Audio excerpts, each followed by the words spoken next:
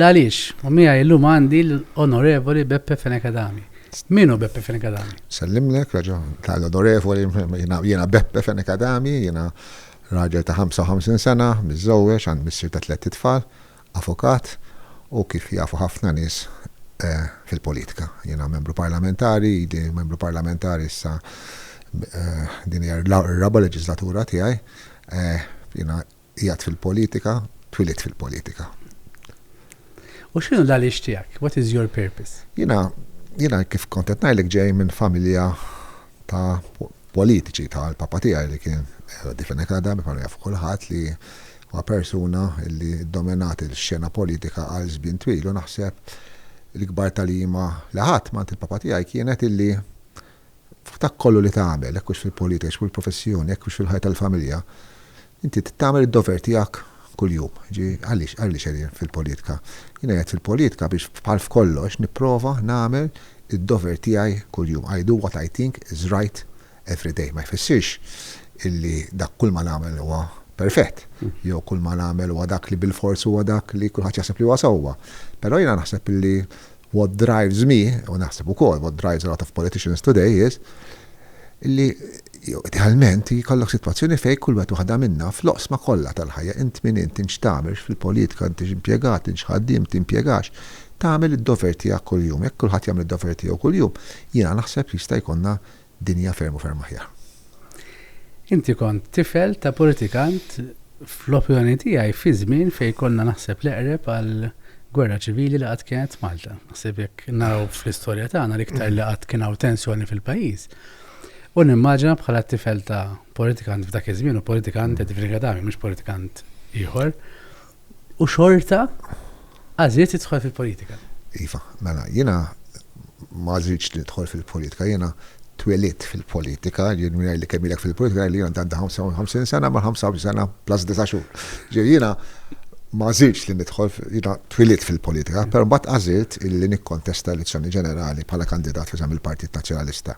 Għalli tajjeb li ngħid li jiena kontestajt l-elezzjoni bħala kandidat tal-Partit Nazzjonalista biss wara li skien spiċċa l-papa tiegħi minn kap tal-partit. Jiena qatt ma ħassejtni komdu fis-sens li ma kontx inħossni li tal-oħroġ l-elezzjoni bil-papa tiegħek il-kap tal-partit u inti kważi ma nafx titla' toħroġ fil-partit fil-papa tiegħek u kap tal-partit. Allura għal snin twal jiena ma ħriġtx għall-elezzjoni ġenerali. Għax kont tibża li would be għax ir-realtà hija li inti jiena persuna li fil-partit nħobbu l-Partit Nazzjonalista u tajt ħajti għall-Partit Nazzjonalista u tajt ħini għall-Partit Nazzjonalista, però mhux wieħed milli naċċetta kollox jew ma nikkritikax jew ma nkunx kontroversjali jew ma niġġielitx jew ma jkollix clashes.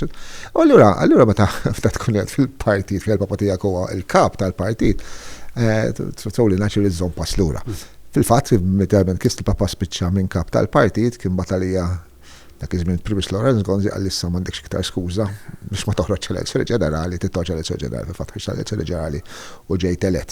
Inti semmejt li l-istorja politika tal-pajjiż jiena u semmejt li snin 80. Il-verità hija li għal 50 sena sħaħ il-xena kultant illum meta titkellem fuq 50 sena tajt ħafna żmien, però l-realtà hija għal 50 sena sħaħ dal-pajjiż kienu dominati minn 3 persuni fil-politika, bazzikament Don Mintov, George Borġelifir u l-papa tiegħi. U irrid ngħid illi kull wieħed minn dawn il-persuni naħseb għamlu kellhom it-tajjeb tagħhom u kellhom in-nuqqasijiet tagħhom, però rrid ngħid ukoll li snin 80 kienu snin ferm diffiċli ħafna għal pajjiżna, għal Partit Nazzjonalista u għal min kien involut fil-politika. U l-isfortuna kien ngħid li jiena ngħid li dan il-pajjiż snin 80 għaddejnieh minn kalvarju ta' xejn meta seta' jiġi evitat. Inti semmejt konna viċin l-eqreb li konna viċin lejn gwerra ċivili.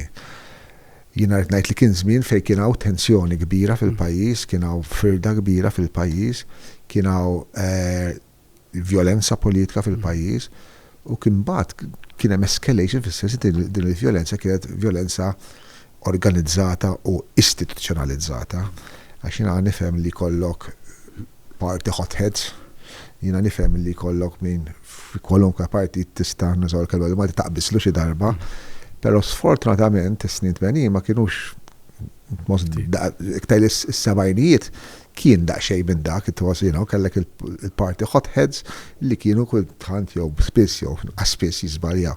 Fit-tmeninijiet il-vjolenza politika kienet ħadet dimensjoni oħra, kienet vjolenza politika organizzata u vjolenza politika istituzzjonalizzata, ġifieri snin 80 naħseb il-turning point l-isfel tal-pajjiż kien fis-79 allura literalment lejliet snin 80 meta numru ta' nies għamlu mod organizzat jiena ngħid kienu għamlu ħerba f'dal-pajjiż, jiġifieri nitkellmu fuq il-15 Ottubru tal-1979 meta grupp ta' nies jiena ngħid organizzati kienu kissru numru ta' każini fi Malta, kienu ħarqu it-Times of Malta u dakinhar ukoll kienu kissru id-dar fejn konna noqogħdu.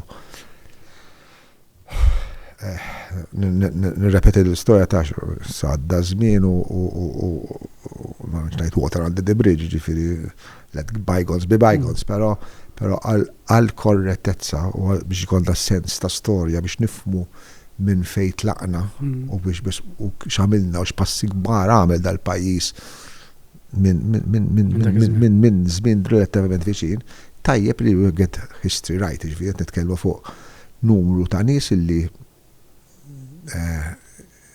ġew id-dar tagħna fejn konna noqogħdu, ġifieri konna d-dar tagħna jgħidlek dar konna dar tagħna Baker Kara fejn għadu jgħix il-papa tiegħi sallu. Dar jiena u 3 ħuti, jiena biex tputjuna kontekst jiena kelli 11 sena.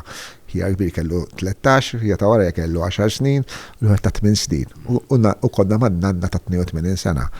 U f'kebri ngħidlek tkun qiegħed fil-kwit ta' darek u jkollok again, tajjeb li ngħid numru kbir ta' nies, hawn min jaħseb li meta jkissru hekk id-dar daħlu 4 nies u kissru, qed nitkellmu fuq 50 ruħ li ġod dar on a rampage, il-kelma on a rampage ġifieri u barra fit-triq folla kbira ngħid 200 ruħ, 300 ruħ ta' people cheering and celebrating dak li qed jiġri.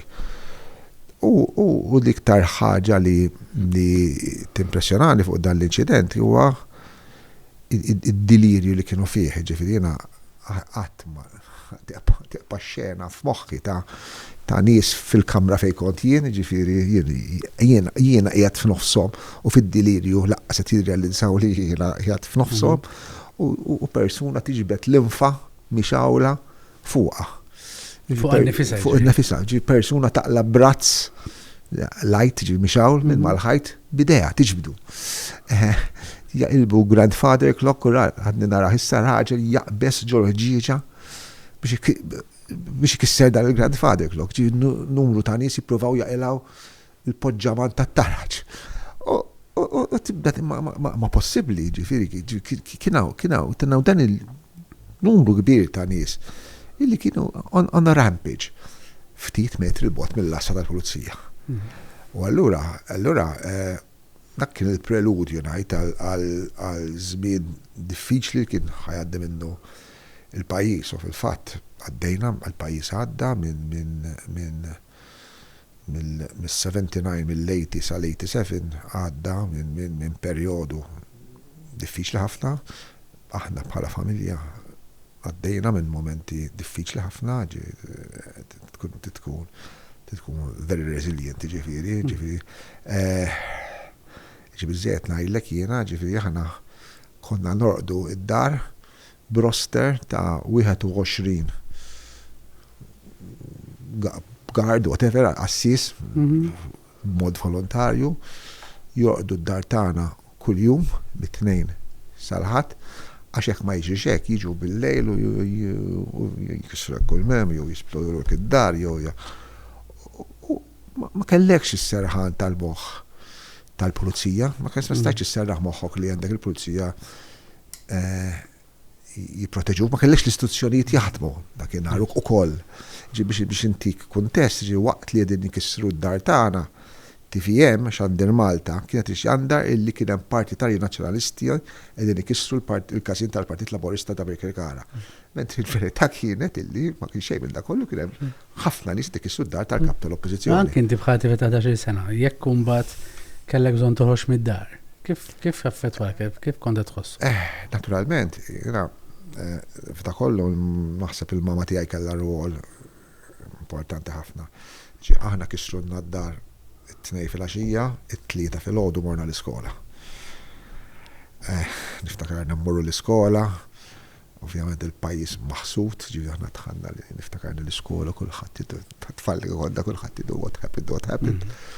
Pero, mama, naħseb tal-li ma kienet ħafret, ma kien għat ma kien hemm dikna nkun naf minnu, l-mama tiegħi biex tipuzzjona kontekst, mama tiegħi ġiet lura mill-qudies tas-7:15 privat tidħol ġoddar għal ċeba tawa literalment ħarġet ix-xutjawa barra mid-dar b'ġil l-imsiela tibqa' ċtib minn mawdnejha, għajnejha black eye bid-demm ħireġ mill-biċċa.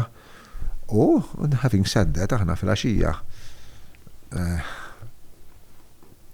ġivja minna sassatejta fil-ħodu, natfu kienem 4 piedi ħiġiċ mal-art, u l-għada morna l-iskola.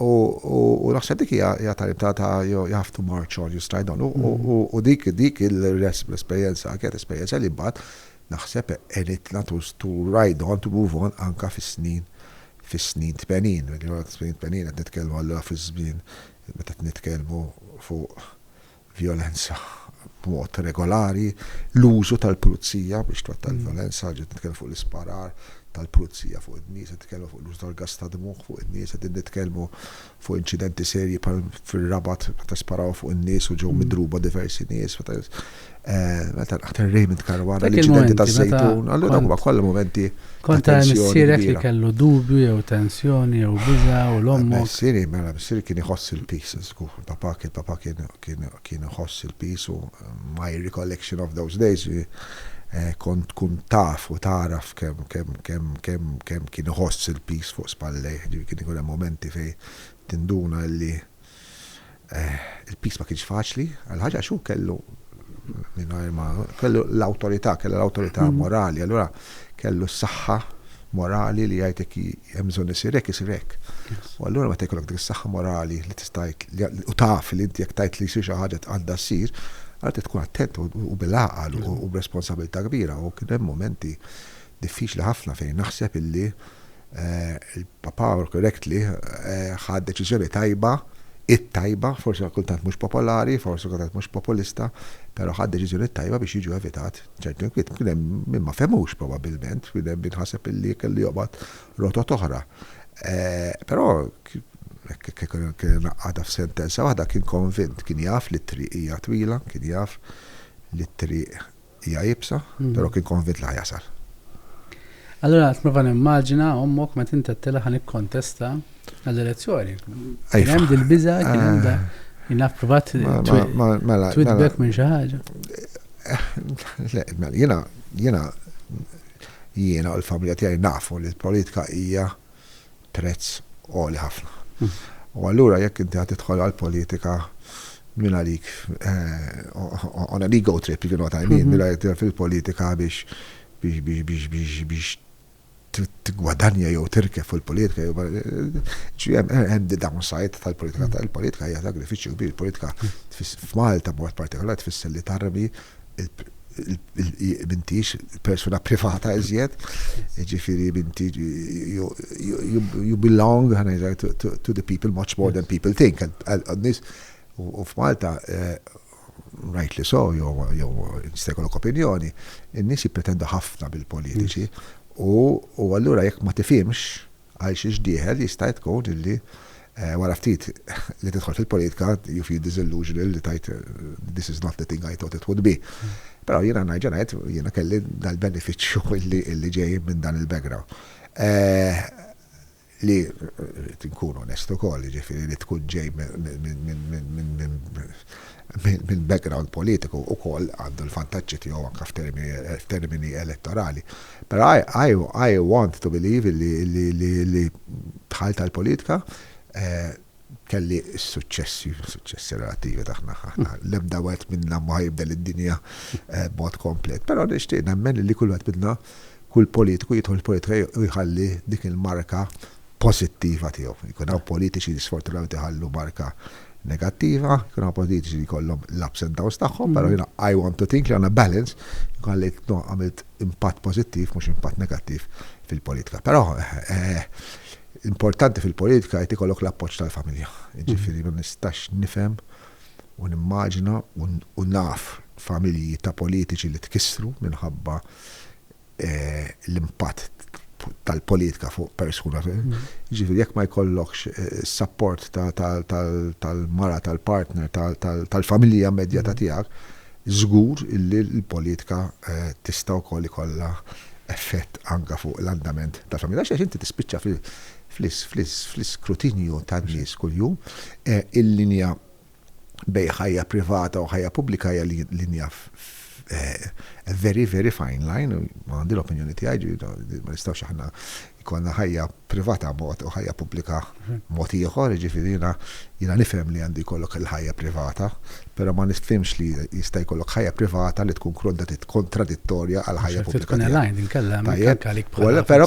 Però r-realtà hija li aħna ċaħna jikul fejmur, biex jilaw, najt, li kwasi għaw minħares lejk u daħallek, għaw minħares lejk, jow għalbu għax inti tamelaw. And it happens kontinuament kull jum u f'kull ħin. Pero, tiddratejx bjaw. Il-fat li inti kont tifel ta' politiku, illum il-ġurnata u f'dil-karriera tijak, kif iżżomm il-bilanċ u fl-istess inti proteġi l-ħajja personali tiegħek? Kif qed tgħid inti stess, mhijiex ġasek faċli. Mhijiex faċli u tittadatta. Aħna għandna jiena ngħid il-vantaġġ open to discussion u ma jfissirx li jien għandi raġun ħadd. Aħna għandna l-vantaġġ li aħna maħniex full-time politicians. U jiena naħseb illi il-fatt li aħna maħniex full-timers għanda l-beneficju, għan li inti tifhem li m'intix fil-politika aktar xaldejjem. U tajjeb illi jkollok il-professjoni tiegħek, l-impik tiegħek, jkollok il-ħajja parallela jena jdu hekk. Jiġifieri jiena irritna, jien deqm sħabi, jiena ma titkellem ma' l-wet mill-anzjani fil-grupp parlamentari, mhux fl-età fiżbillini fil-parlament, u jiena ma titkellem ma' deputati u deputati żgħar, ħafna drabi nispjegalhom illi llum il-ħaġa llum naħseb il-lifespan tal-politiku hija iqsar milli kienet fil-passat, ma naħsibx li f'dal-pajjiż ħajkonna eri ta' iras ta' minn tof ta' 35 sena kap, jew iras ta' Edifenek Adami ta' 30 sena kap, jew viċi kap, jew kaf karika partikolari, din realtà illi illum il-kultura tal-uża ġetta tapplika wkoll għall-politiċi, ġifieri. U allura jien jemedhom għamlu l-politika, mhux paġna f'ħajjitkom, chapter f'ħajjitkom. Tajjeb għax jiġi żmien u jiena naf politiċi illi għallu timbru pożittiv miż-żewġ naħat tal-Kamra illi f'daqqa waħda dawn spiċċaw mhumiex membri parlamentari. U ma kienx faċli, għax jew kienu qed jokkupaw karika ta' ministru pereżempju, jew jkunu nqataw letteralment mid-dinja professjonali, mid-dinja ta' xogħol privat. U ma sabux faċli. U allura jiena l-kull min jidħol fil-politika, minnu żgħar ħafna ngħidlu taġġilx għax dik żgħir. Kien semmilek aneddotu żgħir, il-papa tiegħi meta kien jiġi biex jażal il-kabinet tal-ministri li kien jgħid li kienet matmillik proġett ta' rasijiet li kien ikollu. Tajjeb, jgħid li kien jibgħat għal-membri parlamentari li kienu għadhom żgħar fl-età tagħhom jgħidlu jiena battalik, jiena naħseb illi inti you are ministerial material, speċi inti tajjeb il-perun ta' dik service, il-parir tiegħi mur aħdem fil-politika, aħdem fil-professjoni. 5 snin jgħaddu, 10 snin jgħaddu, ejja lura u ssir ministru. Għax jekk issir ministru ta' 27 sena, jekk issir ministru ta' 22 sena, inkun qed naħarqek. huwa perikolus. Għax inti mbagħad ikollok jista' jkollok klassi ta' politiċi, u mhux qed ngħid li hu l-każ, però mhux nipponta lejha subajja lejħat u nixtieq nemmen li mhux hekk, però l-periklu tagħha huwa li inti tintrabat mal-kariga l-għandek, and you will go to all extremes biex tipproteġi dik il-kariga, għax taf illi jekk tispiċċa dik il-kariga inti qed tispiċċa hemm barra unemployed, u nadzarna dajt unemployable illum. U allura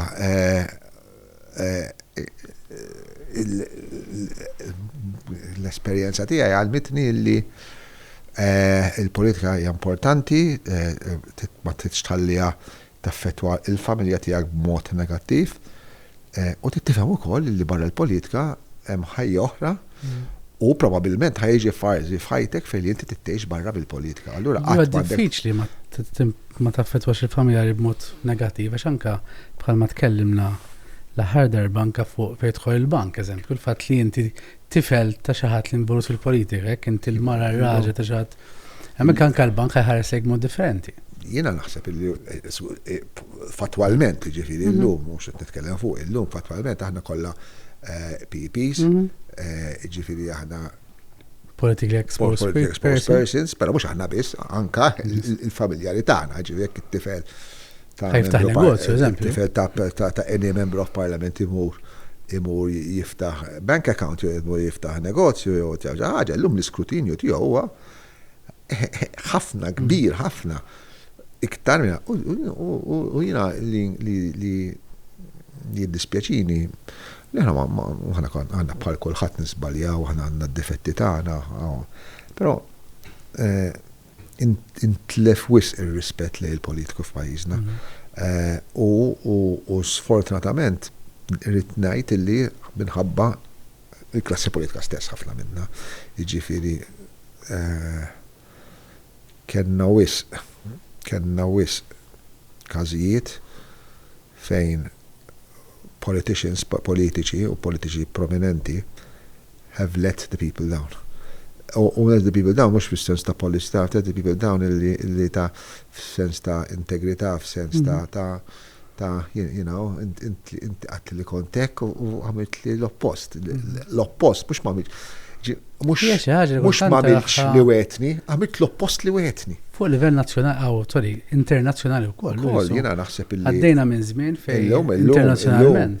Illum hawn kriżi naħseb din l-sfiduċja fil-klassi politika huwa fenomenu li għaddej minnu l-Ewropa, għaddej minnu d-dinja, jiena żgħar ngħid.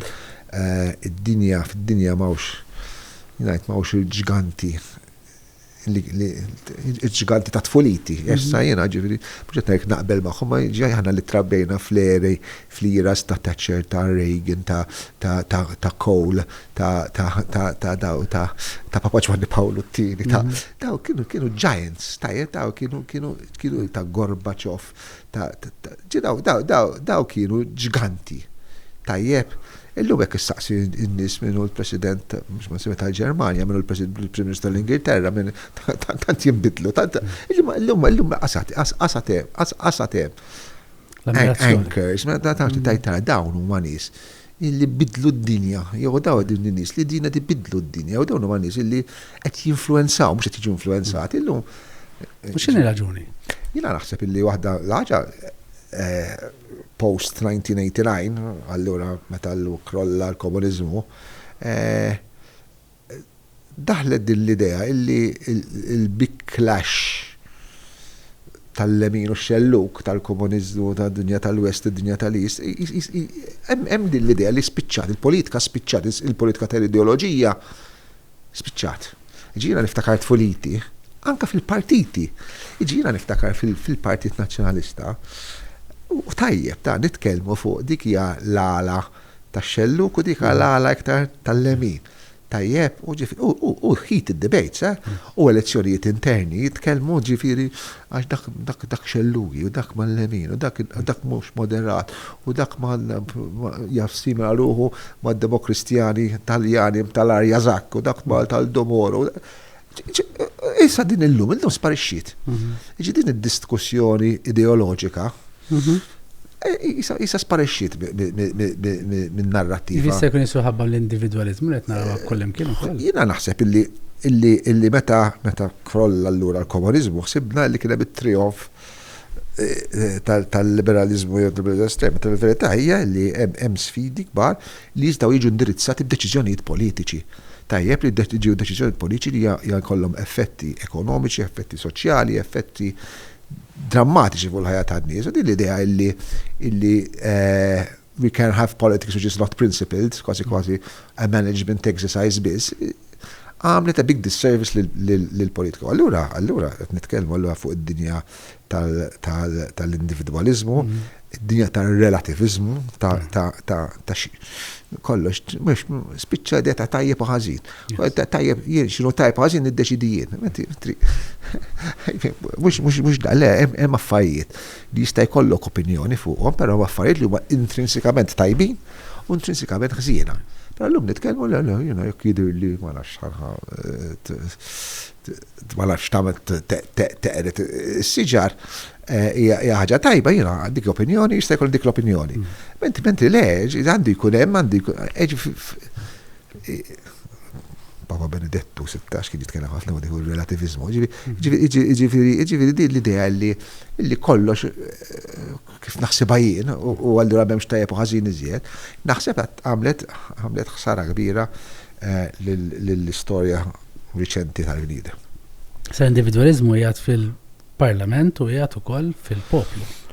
Allura d-demokrazija għadha tagħmel sens li inti għandek dawn in-nies li kulħadd qed jaħseb għalih innifsu kif ħajgwadanja llum qed jażelu nies li qed jagħmlu deċiżjonijiet tal-uliedu mhux għalih. Mela, jiena nifhem human nature is human nature. Tajjeb jiena nutli toqgħod tipprittika li kemm importanti nipproteġu l-ozon. Jekk fl-aħħar mill-aħħar għandi problema qudiem id-dar tiegħi ta' ħamiex u torqok inkisra u ta' ġrieden jiġru fit-triq. So in-natura tal-bniedem ġifieri hija tali li inti fl-aħħar mill-aħħar tibda minnek u minn ta' madwarek. Jien li inkwetani fil-politika li donnu flok għandna u ninkludi li magħhom taġi biex nippontifika. Flok għandna sitwazzjoni fejn min għandu s-saħħa joħloq moviment, joħloq kurrent biex perswadi n-nies biex jiġu għarajh. Hemm din it-tendenza li nimxu mal-kurrent. U allura jkollok sondaġġ li jgħidlek hija li l-ikbar ixu fil-pajjiż hija l-immigrazzjoni u n-narrattiva biex tirbaħ il-voti hija illi tħallihom fuq dajsa u jerqu l-immigranti. Inti ma tkunx temmen fiha, però għax public opinion hija dik, allura inti timxi ma dak il-kurrent. U għandna bżonn politiċi, aħna għandna nkunu ħafna iktar assertivi li aħna noħolqu l-moviment, aħna noħolqu l-viżjoni, aħna nipperswadu in-nies jersqu jappoġġjaw dak li qegħdin noffru minflok naraw x'qed iħossu d-disinn kollu. Naqblu ma naqblux għan nippruvaw. Għam jieġdik id-demokrazija li inti tara xed jekk nagħmlu referendum. Iva, ma però irridu nifhmu li aħna l-politiċi, il-politiku, speċjalment qed tkun fil-gvern, hija f'pożizzjoni ta' poter. F'pożizzjoni tista' tibdel, f'pożizzjoni tista' twettaq. U allura inti għandek id-dover li twettaq dak li temmen li huwa tajjeb. Dak li temmen li huwa ġust, dak li temmen to do your duty, to do what is right every day. Sfortunatament jiena naħseb illi manka jekk ħadd mur kontra x'qed il-poplu. Ma tinneħħik il-poplu, no problem. Ħankun goff. Jekk inti tagħmel xi ħaġa, int m'intix qiegħed fil-politika biex twettaq xi ħaġa ma temminx fiha. Inti qiegħed fil-politika biex twettaq xi ħaġa li temmen fiha. Jekk il-prezz ta' dak li temmen fih jfisser titlef il-post tiegħek fil-politika, so biet. Ma iżomm il-poter tibqa' fil-poter biex twettaq dak xi ħaġa li ma temminx fiha. U nibża li kultant dal-imbirek sinġu tal-poter. Nitkellem mod holistiku u mod individwali, u vlog individwali. Kultant ma jħallilix nkunu daqshekk skorretti kif għandna nkunu. Darba semmejtlek din analogija fej darba rajt dal-mod kif spjega d-demokrazija u vera laqtitni u nixinara x'taħseb inti. Fej għandek passiġġiera ta' aeroplan, għadhom ma telgħux fl-aeroplan, u daw innataw għażla minn ħajsuq l-aeroplan. Mela mar il-bdott li qallhom jien ili pilota għal dal-aħħar 20 sena, Kelli nagħmel crash landing u mor tajjeb, qatt ma kelli inċidenti u għandi track record sterling tajjeb. U kien hemm ieħor li qallhom jekk insuq l-ajruplanina, kulħadd ħajkun VIP, kulħadd ħajkun business class u kulħadd għandu fl-ixkun xampanja b'xejn. U daw għax rridu jħossuhom VIP u bil-fl-ixkun xampanja b'xejn, għażlu lill-persuna li qatt ma daħal ġo cockpit f'ħajtu. Id-demokrazija. Għażlu l-ħobża u ċ-ċirklu. Ġifieri n-nies, għalhekk irridu nifhmu li l-politiċi għandhom din ir-responsabilità għax jinfluwenzaw lin-nies għandhom grip fuq in-nies u jekk ma toqgħodx attent in-nies dejjem jażlu l-barabba. Tajjeb, ġifieri dak kien vot, mhux hekk, ivvotaw, in-nies ivvotaw li jħelsu l-barabba. Tajjeb, u sfortunatament fiċ-ċirkostanzi tal-ħajja tagħna ħafna drabi jekk ma nodux attenti u jekk ġalu n-nies jivvotaw affarijiet, ċerti affarijiet, ħajaslu dejjem il-barabba. U hemmhekk huwa l-periklu mhux il-periklu tad-demokrazija, il-periklu tal-abbuż mid-demokrazija. Il-demokrazija biex perikoluża, min jabbuża mid-demokrazija, jkun ġifieri l-istorja tal-bniedem, it-traġedji kbar fl-istorja tal-bniedem ħafna drabi bdaw minn gvernijiet li ġew eletti demokratikament. Mbagħad spiċċaw kif spiċċaw. Għax ikunu oraturi tajbin, ikunu għax għamlu dak li konna nitkellmu fuq, bdew jitkellmu fuq dak li jridu jisimgħu in-nies. L-lum blodda li għaw hija ħafna iktar faċli li tiġbed l-informazzjoni anke jekk tqatta nofsinhar fuq Facebook jew fuq Instagram, Facebook ta' minn Instagram ħatara l-poplu fuq x'qed jitkellem. Allura iktar faċli tiġbed is-simpatija tal-poplu minflok inti tara ekonomikament u soċjalment u anke moralment x'inhu tajjeb għal pajjiż tiegħek u tmexxi hemmhekk. Llum qegħdin ngħixu fl-era ta' aċċess għall-informazzjoni, però waħda mit-teddied il-kbar tad-demokrazija llum huwa il-miżinformazzjoni. Jiġifieri llum mod organizzat, mod sistemat. Illum għandek kampanji ta' miżinformazzjoni. Miżinformazzjoni organizzata, diretta, tajjeb targeted. Li hija fil-fema tiegħi teddida kbira għad-demokrazija u mingħajr kontroll. Jiġifieri għandek il-ġungla tas-social media, jiġifieri fejn għandek din l-informazzjoni u miżinformazzjoni flowing, xmara ta' informazzjoni u miżinformazzjoni unregulated, tajjeb. Li m'għandix dubju tinfluenza jiena naħseb anke f'Malta, ġifieri ikollok stejjer ta' miżinformazzjoni ukoll diġà llum biex jiddevjaw jew biex jibdlu opinjoni pubblika. U dak huwa naħseb periklu kbir li hija aktar minn periklu hija challenge il-kbira li għandha d-dinja demokratika llum. Allura fl-istess din ngħidu wkoll li l-leadership sar iktar importanti, sar iktar hemm responsabilità fuq il-leadership. Assolutament. The world needs leaders, this country needs leaders, and I'm sure li m'għandix dubju li l-bexxejja tal-partiti politiċi u jifhmu r-responsabilità kbira illi għandhom fuq spallejhom. Ġifieri iktar ma jgħaddi żmien f'Malta, jiena ngħid bħal kumplament tal-Ewropa, resqin lejn is-sistema ta' sistema presidenzjali fis-sens li huwa hija the clash of the leaders, which will determine whether an election will go one way or the other, u m'għandix dubju li il-mexxejja tal-partiti kollha, primarjament tal-Partit Nazzjonalista u rrid naħseb tal-Partit Laburista jifhmu ir-responsabilità kbira li għandhom li huma l-mexxejja tfisser li għandek nies li qed jimxu warajk. U allura dik tpoġġi responsabilità kbira. Jiena neqpa' ngħid l-ikbar challenge għandha tkun li inti fid-deċiżjonijiet li tieħu deċiżjonijiet li temmen ġeneralment li huma korretti u li huma ħafna da principled, you know, Ta' prinċipju. principled decisions, jikoll hemm stanzi fej. Però id-deċiżjoni il-kbar, iktar ma tkun għolja l-karika tiegħek, iktar tikber l-importanza illi d-deċiżjoni tieħu li tieħu jkunu principled decisions. Tajba jiena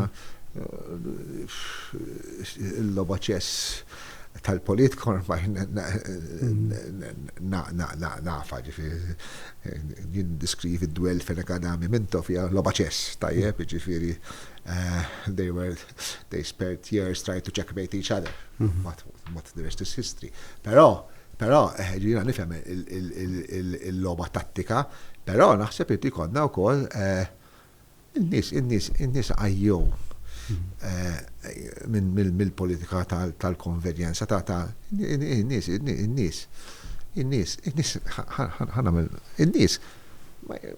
ma jridux il-mexxejja tagħhom, il-politiċi tagħhom, inkluż li bħalhom fis-se. In-nies iridu xi ħaġa aħjar minnhom. You know?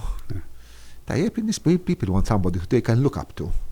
Li jgħidu dan hija hemm għax jirrappreżenta ċerti valuri, ċerti prinċipji illi mhumiex qegħdin fl-ieħor u fl-ieħor jiena nażel dawn mhux l-ieħor. Għax dan jirrappreżenta l-valuri li jiena nemmen fihom. Does it happen?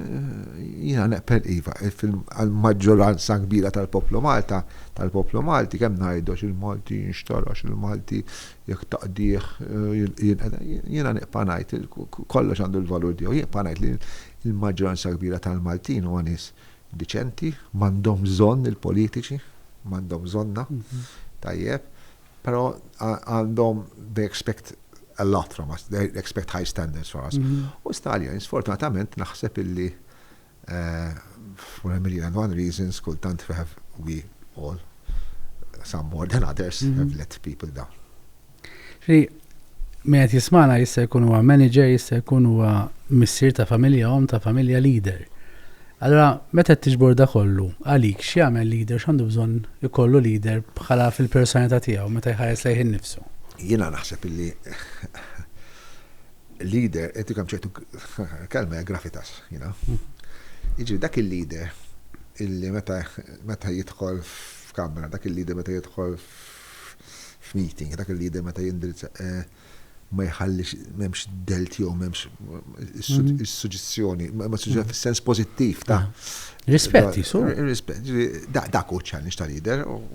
I want to think that is that each leader has in his respective party. Però dik challenge inti leader, inti m'intix kwalunkwe. Inti qed tkun il-leader ta' partit, jekk inti il-president, jekk inti il-captain ta' team, m'intix sempliċi player, inti il-captain ta' team. I want to inti captain ta' team, inti xi ħaġa iktar. And people expect more because you're there. U allura dik hija challenge ta' leader, però gravitas ngħidlek fis-sens pożittiv illi meta jiena għex ta' tajjeb illi inti kollok leader illi tinduna tkun sejja diskussjoni u mbagħad jitkellem il-kap tal-partit u għax inti tafda fil-kap tal-partit għalkemm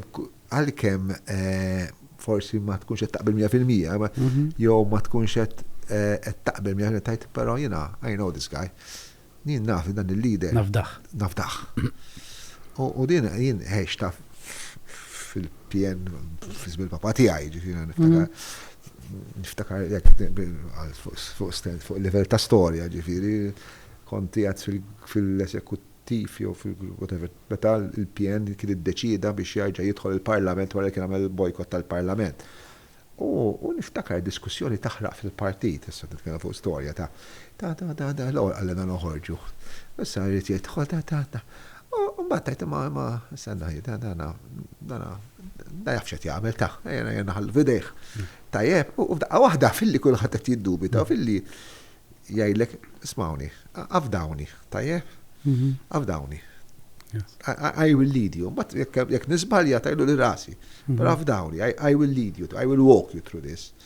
Dak u leader, illi meta jkollok il-followers tiegħek qegħdin jiddiskutu jkun kapaċi jispjegalhom, jikonvinċijom, u min ma jikonvinċiex, ukoll jgħidlu għafdani, għall-ibdejja, ħambexxik. Jekk ma nwaslekx, mbagħad għamel li għandek tagħmel. Li dik il-fiduċa tiġi bit-track record ukoll. Ovvjament, track record jkollok l-ups and downs tagħha, jkollok ġifieri ma tgħidix dejjem biex ġifieri. Però dak hu leader, dak hija leader. U allura inti x'tallimt mill-ħajja tiegħek fil-politika għal biex tgħinek fil-ħajja personali tiegħek? Għax inti leader ta' familja wkoll. Jiena ovvjament għandi l-ħajja privata tiegħi, għandi l-familja tiegħi, għandi challenges tiegħi. U nipprova, u mingħajr ma nidirekta, nipprova anka fl-affarijiet iż-żgħar nagħmilhom in the best manner I can.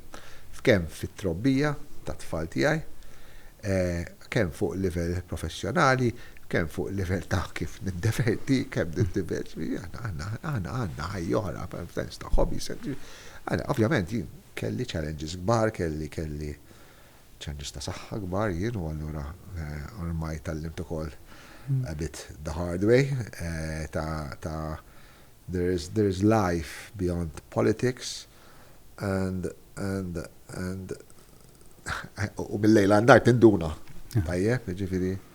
Fatti semmejt li 10 snin ilu fil-li kollox orrajt? Jena 10 snin ilu kelli kanser. Ġimgħa l-oħra konti għat l-Ingilterra għadni għaddej 10 snin wara biex nara jekk dan il-kanser raġax ġi jew le. M'għandix kanser, però 10 years down the line. Kont l-Ingilterra ġimgħa l-oħra jiena.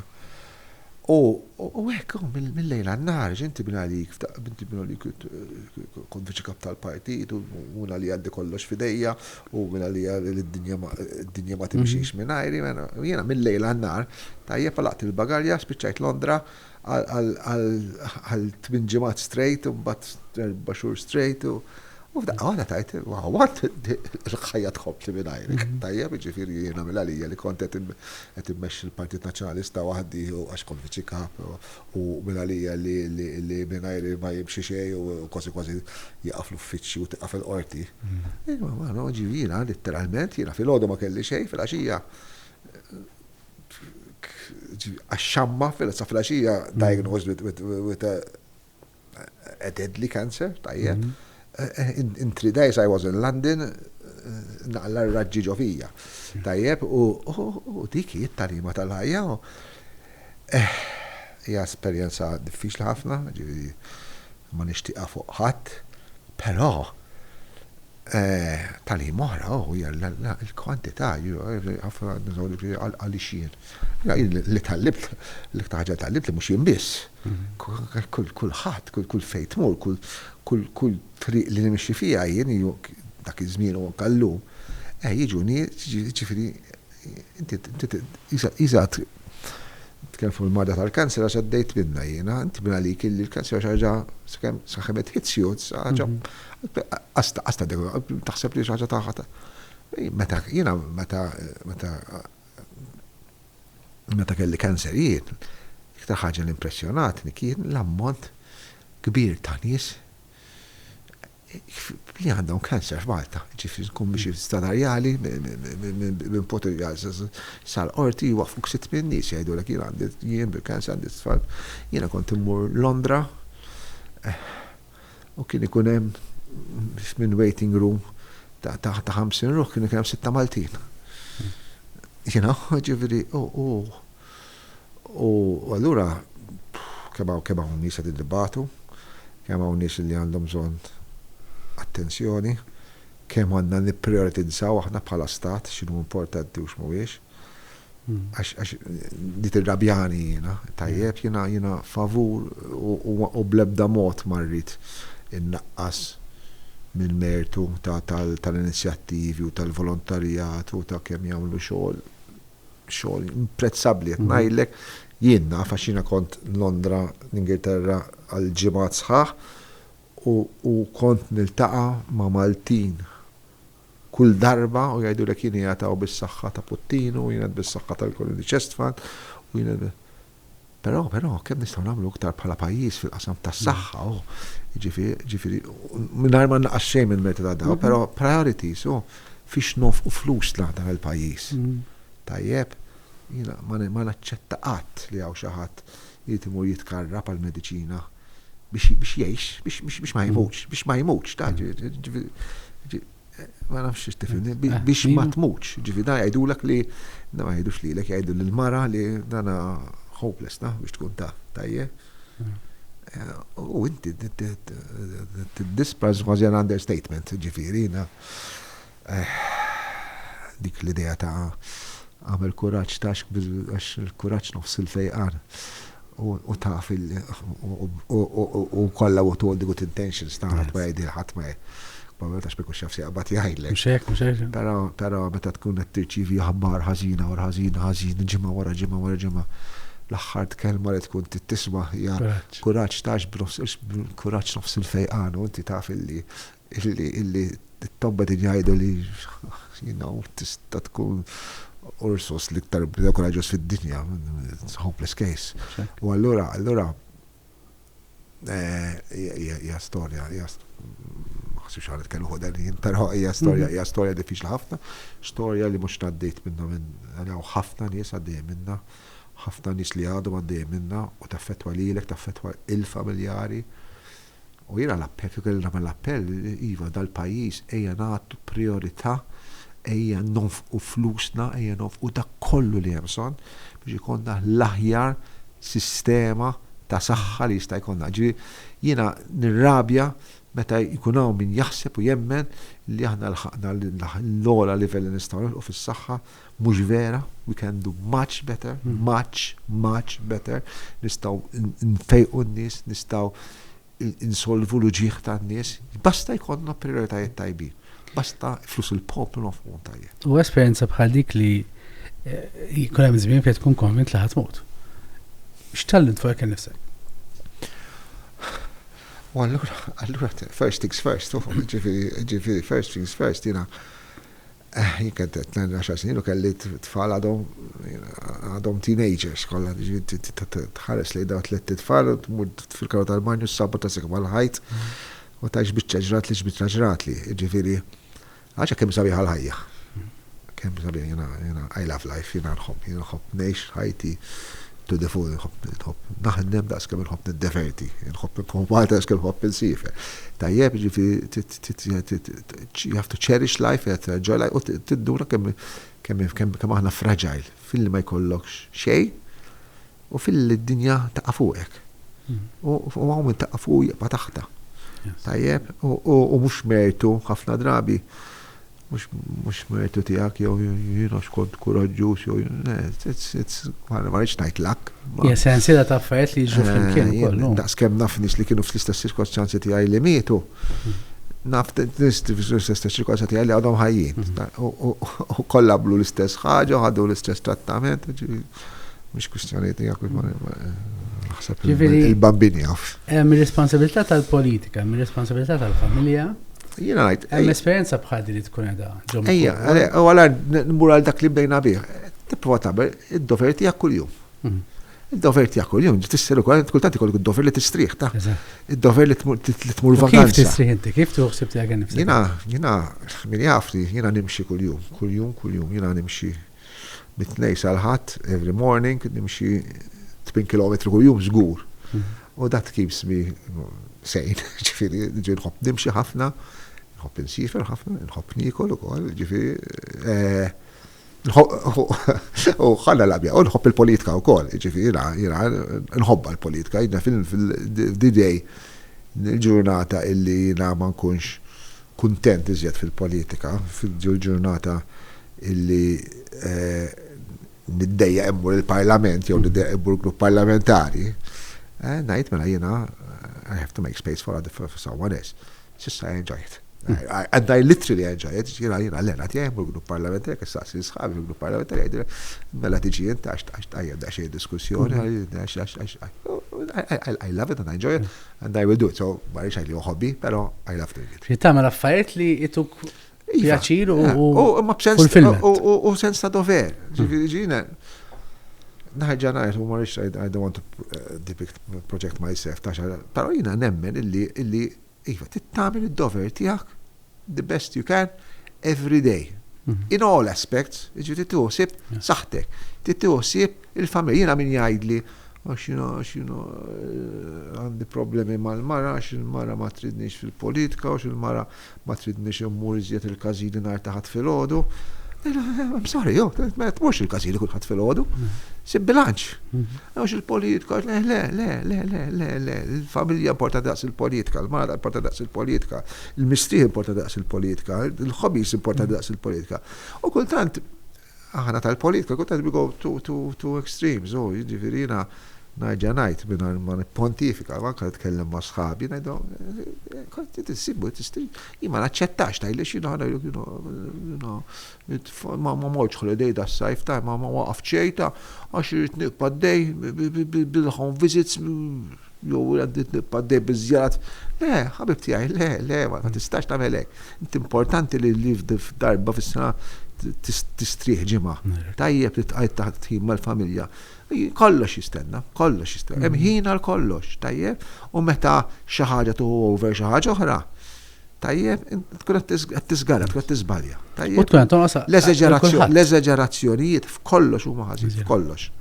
Jekk tħares lura lej il-ħajja li għext inti m'taffarijiet diversi kemm fil-karriera tiegħek, kemm anke fil-politika, anke bħala missier u bħala parti minn familja. Ħaġa waħda li dispjaċik li ġarat, regret meta tħares lura li tgħid forsi mbagħad x'tallimt minnu wkoll, ma one regret li għandek. Forsi naħseb regret li ma kont sportiv biżejjed. Ġifieri mhux ma kont nagħmel futbol ma ġifieri kieku nħu l-sport bis-seta kemm jieħduh Ulidi pereżempju. Ngħid tara kun għamilt biċċa xogħol aħjar. Regrets, kol dejjem żbaljaj, naħdem kol dejjem tagħmel żbalji, però l-importanti tqum u timxi. U xi ħaġa meta tħares lura tajt dik jiena xi ħaġa jiena gburi biha. Jiena kont involt dil-ħaġa, jiena bdejt dil-ħaġa f'ħajti jew fil-politika jew fil-familja jew fil-karriera. Jiena I want to think li f'kull ma għamilt I did not let people down intentionally, ngħidu hekk. Jien nixtieq nemmel, jien ma tħaqt bħadd. Tajjeb, jiena f'kull ma għamilt, anke meta ma nexxejx, għamilt l-aħjar li stajt. U f'kull deċiżjoni li ħadd, għamilt dak li dejli kien the right move. Issa kienitx, jew ma kienitx, għas tidħol dak il-bejtu, però please credit me illi meta għamilt xi ħaġa, għamilta għax ħsibt li kienet l-aħjar ħaġa li stajt nagħmel. Kienitx, kien kwistjoni oħra. Però my message to you out there li qed tismani, whatever I did in my life, I did it because I honestly believed it was the right thing to do. U xi ħadd li għadu żgħir għadu qed iħares li l-futur tiegħu qed jgħid isma' jiena nixtieq nagħmel bidla, nixtieq inkun involut fil-politika. X'għandu jiċċekkja fih innifsu jew fiha nnifisha qabel ma tinvolvi ruħha. Mela jiena nefseb illi għadet għastajda ta' għadet jifkważa fiera. Xaċi tħajra l-politika, mbagħad jiddeċida ma' partit se joħroġ. Which is not right. Tajjeb. Dak huwa l-ingredient ta' xi ħadd li diħel fil-politika for the wrong reasons. Inti naħseb kull min għandna bżonn jalla jkun hemm ħafna żgħażagħ li jidħlu fil-politika tal-pajjiż għandu bżonn iż-żgħażagħ ukoll fil-politika, tajjeb. Però you have to stand for something. What do I stand for? Mhux hekk, this is that. What do I stand for? The moment I know what I stand for, but nista' ngħid mela I stand for this and I fit into this. Yes. This, I wouldn't say the straight jacket, but in this structure, politics is structured. Tajjeb, jiena nagħti valur kbir lis-soċjetà ċivili, nagħti valur kbir lill-NGOs, nagħti valur kbir lill-pressure groups, alla ħares ma mhux huma u komplu bix-xogħol tagħkom. Però m'għandi ebda dubju li biktar mod tista' tkun effettiv huwa li tieħu sehem fil-politika strutturata. Tajjeb l-politika strutturata fis-sens fis-struttura ta' partit, fis-struttura ta' parlament, fis-struttura ta' gvern ultimately. Allura nappella liż-żgħażagħ li jisimgħuna illi għamlu il-pass mela le, għamlu il-pass u tlu fil-politika. Pero you have to stand for something. You have to have a set of values, whatever they are.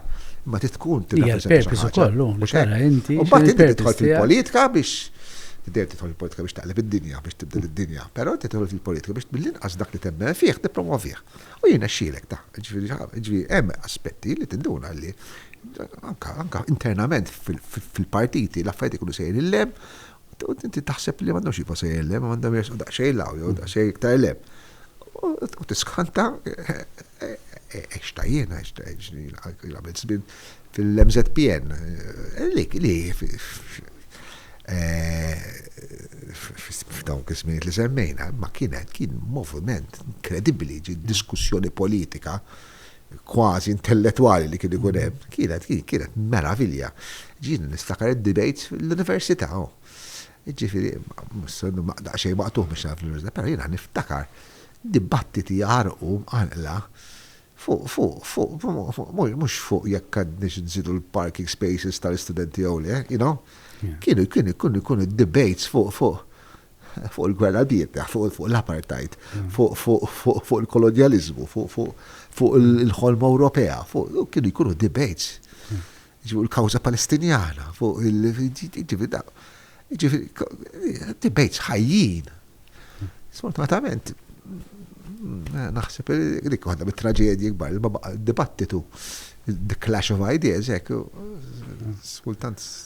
Għax minn dik il-clash ħaj joħroġ. Mux hekk, jkunu verament interessanti. Onorevoli Beppe Venakadami, grazzi ħafna. Grazzi lilek. It was my pleasure. Thank you.